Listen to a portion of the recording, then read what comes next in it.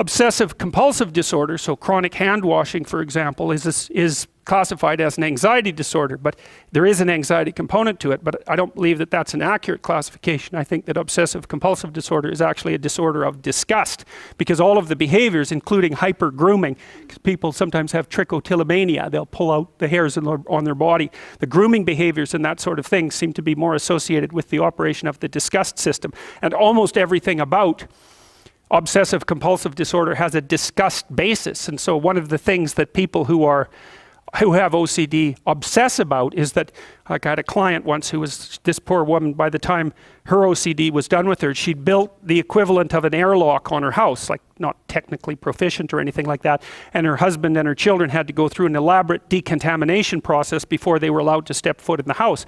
And one of the things she was very concerned about was that she would go out to a supermarket and touch a piece of fruit and become contaminated, and then come home and touch her children, and then they would become contaminated. And so, well, she ended up in the hospital, and she was divorced, and it just did in her life.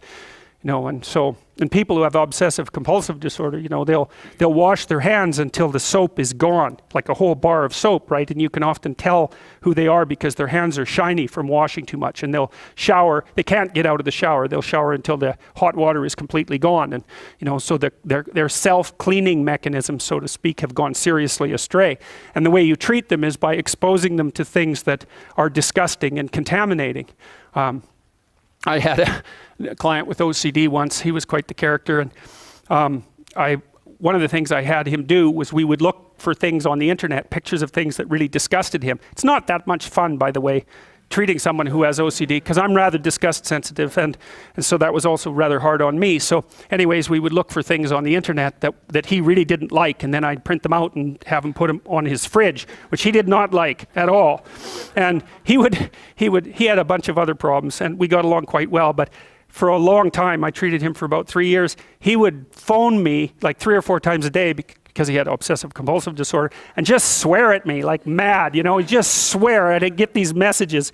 He'd phone me, and he's just so mad at me because I'd have him put these things on his fridge, and so he'd curse and swear and yell at me, and then 2 minutes later he would phone and apologize and say he was really sorry and hoped I would continue to see him. And God, that just went on forever. But I felt sorry for the poor guy.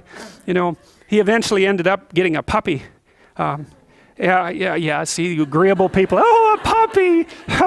God, unbelievable, eh? Yeah.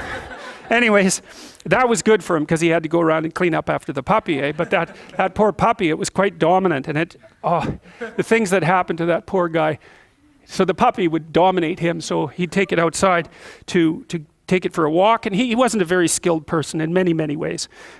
He had a very large number of severe impediments, and so, but he really liked this puppy. He didn't have any friends or anything like that, and he was supported by his aged mother, and it was just a catastrophe.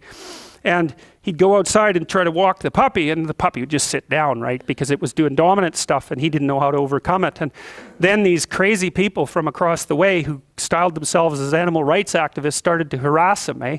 And they phoned up his mother and told him that if she didn't take the dog away from that retard, they were going to come over and do terrible things to him. And then he got harassed on the street, and then he went to a park with his dog, and they came up to him and pushed him on the car and swiped his dog and ran off to the SPCA and dumped it there, and he had to move away from his apartment. And God, it was just an absolute catastrophe. They had plenty of sympathy for that damn dog, but no sympathy whatsoever for the guy. It was really something.